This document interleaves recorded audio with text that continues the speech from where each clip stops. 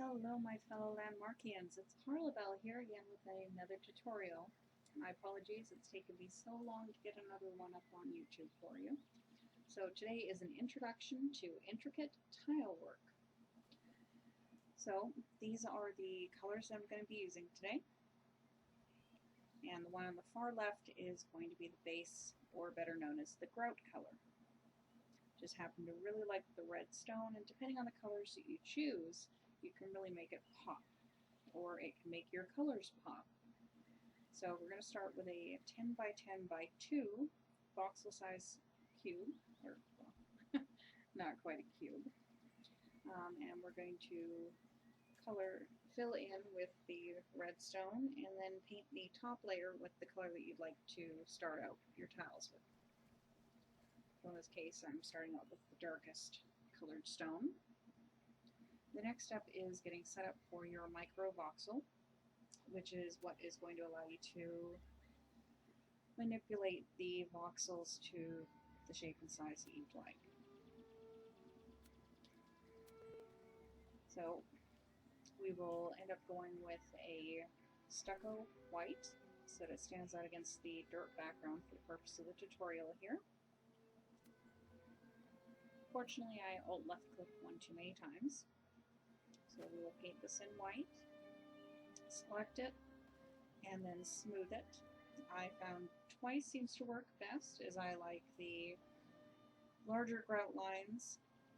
If you go to 3, it gets really small. If you want small grout lines, you can smooth it as many times as you'd like, but for the tutorial I'm going with 2. And you do want to figure out how to get it lined up.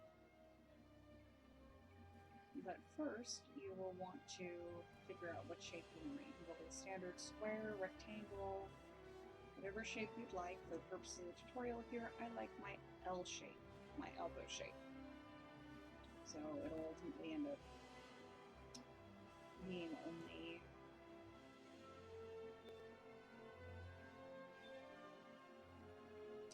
so now you want to make sure that you control left click and remove voxels. You do not want to have it selected for paste with air. At each corner you will round it and it will angle the corner. All you have to do is go back to get that cleaned up. And you'll notice there that little opening, as soon as you remove the next voxel, it will clear itself away and look normal again. When you get to the inside corner, for anyone wanting to try the similar shape I found, if you do the 2 points adjacent to the corner and then go back to the corner on the inside, you get a nice smooth corner, both for the where you've removed the voxels, but also for the voxels underneath it. It will give it the proper corner. Anytime you skip a voxel, you'll end up with a line. All you have to do is go back, remove the voxel, and it will look perfectly normal again.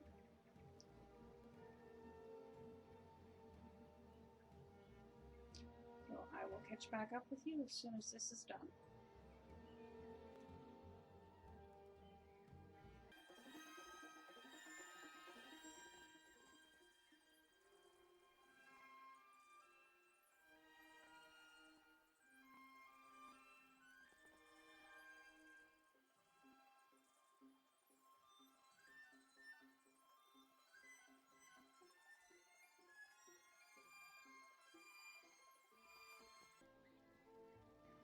Alright, so now we have our fully formed shape.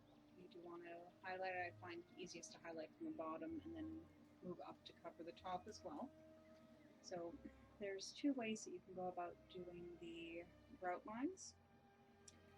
And yes, you can modify it once you have your creation. So if, let's say you did your grout lines, you lay them down and you don't think that they're thick enough, what you can do is lay down your first block, and then when you rotate it, you can either put it right next to or a 1 voxel gap. The 1 voxel gap will give you back that thicker line, but keep in mind it will be roughly a full voxel in width. So personally I prefer the finer lines, but again, that's depending on the colors that you're using. You can make both the grout and the tiles actually pop. So you can either make it square, rectangular, or any odd shape that you would like. I'm going to make it rectangular and start by going out 3 on each of the corners. You can see that it's deforming them in the process, but we will go through and correct that later. It can also be corrected sometimes while you're actually working with your pattern. You don't have to have a set pattern. You can just lay them down and see how it looks, what you think about it. That's actually how I stumbled upon this myself. So I'm going to go ahead and speed up for a little bit, just so I can get the initials down, and then I'll show you the steps for getting the creation going, all through using the exact same voxel elbow. Yes, you can create an entire floor without having to have 7 or 8 different templates for the different sizes that you need. You can create them all from your original base. So I will see you again shortly.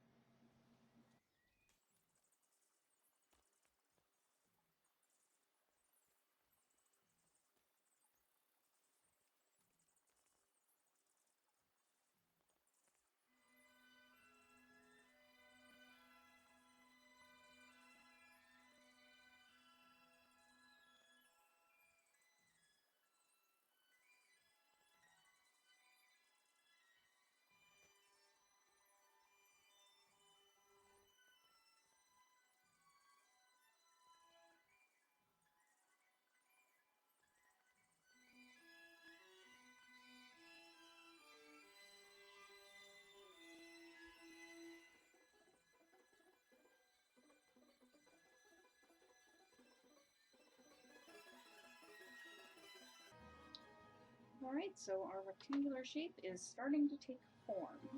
So I realized that the L tool or L shape would not work for filling in the small sections of the corners here. So what I decided to do was borrow just a small piece of my L shape and fill it in. However, copy and paste does not always work as well as one might hope.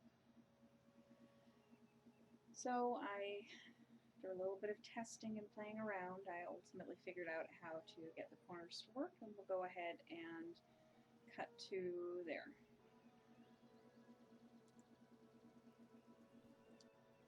Okay, so what I figured out how to do it is you copy the corner, the opposing corner first, put that headache out of the way, and then you can use the mirroring tool. Fortunately, it took me still a little bit of time to figure that part out, but ultimately the mirroring tool seems to have been what worked best for these corners.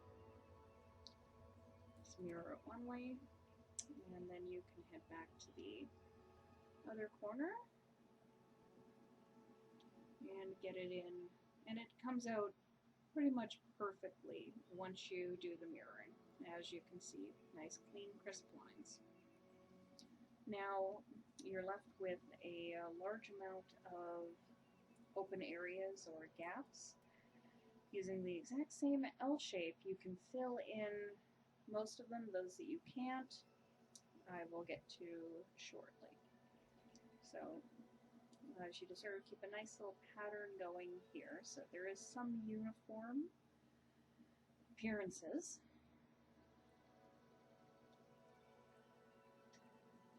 And we'll just go ahead and speed through filling these in just a moment here.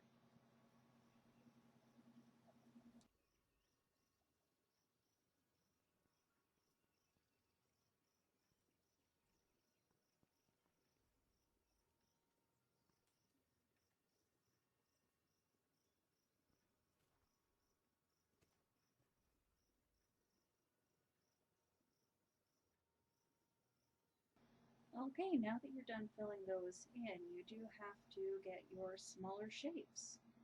So what you can do is just copy a small section of your original L, rotate it around, and you can create your little 3x3 to to fill in some of the smaller holes that we have going on here.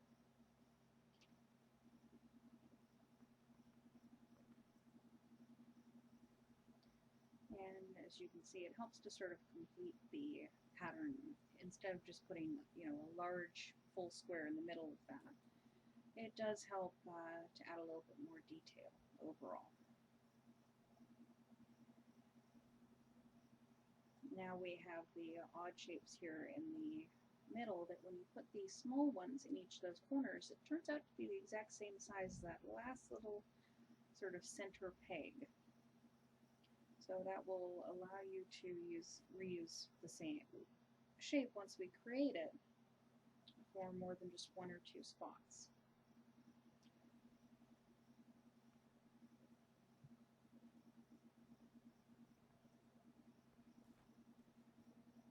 And not to say that it's hard to create them. They're fairly easy. Once you have the base, you just have to figure out what the exact size is.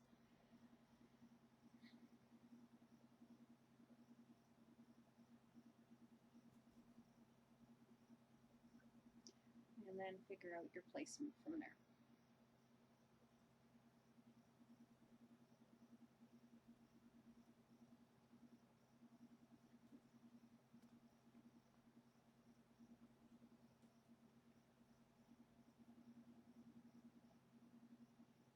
I end up making it one voxel too small on all sides, as you'll see when I paste in a moment, which means I just have to go back and correct that.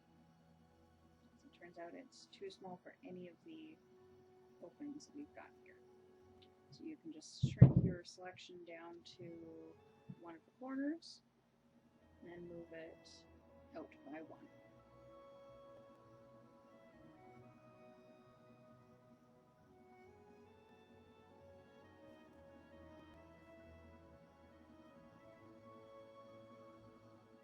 Fortunately, what I should have done here was just moved it out by one on one side. This ended up making it 8 boxes.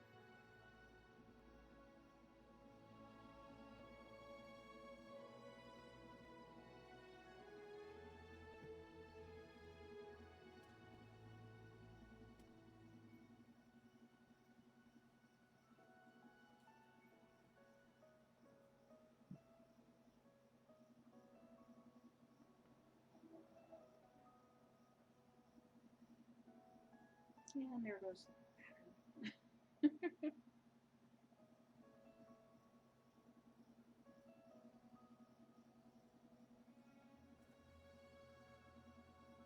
So what I did is using the inner voxels, made sure on the sides this time.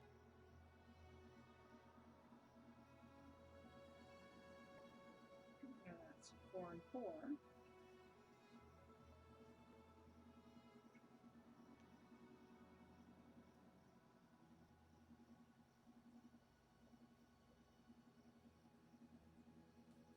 Checked it, still 8, so I'll have to correct the size on that. And I did leave the selection tool down so I could use it as a template. And now we have the correct 7 by 7.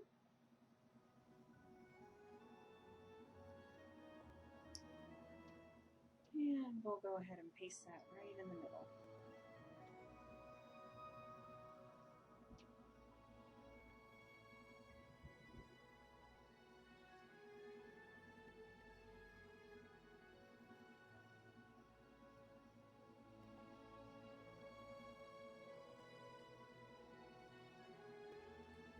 That helps to fill in a lot of the spots that we had open.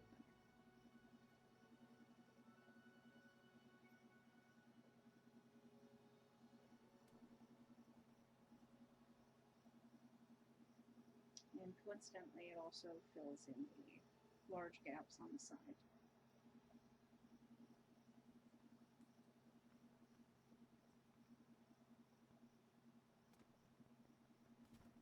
And to fill in those last two, we just have to copy our original small little template here.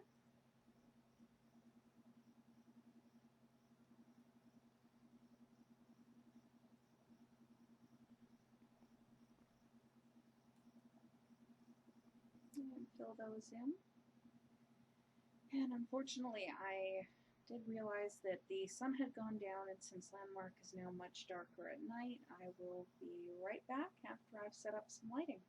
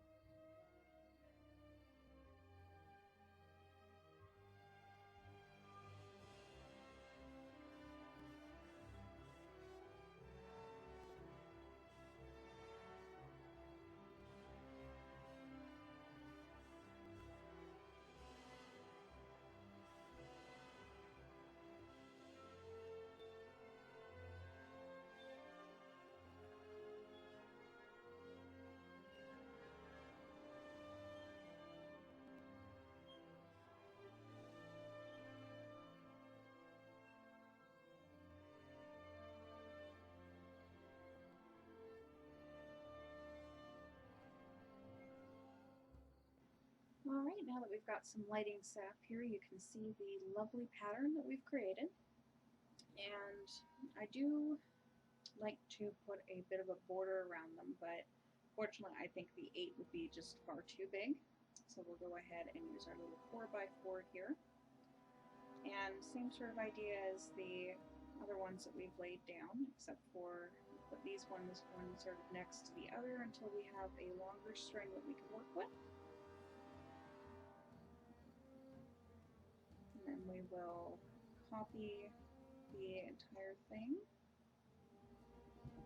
and then use it to get through their outline quickly. So we'll be back after that brief period of time.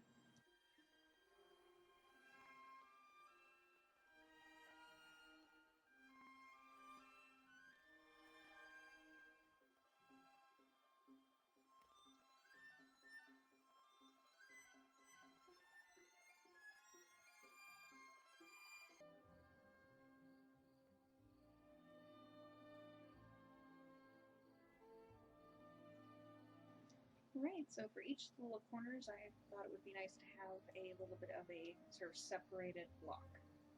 So each of the corners has its own little individual 4x4, and then the long carved stone in between to finish bordering off the perimeter. So we will go ahead and speed up. I'm just going to go ahead and do a little bit of painting while we get ready to call the floor finished.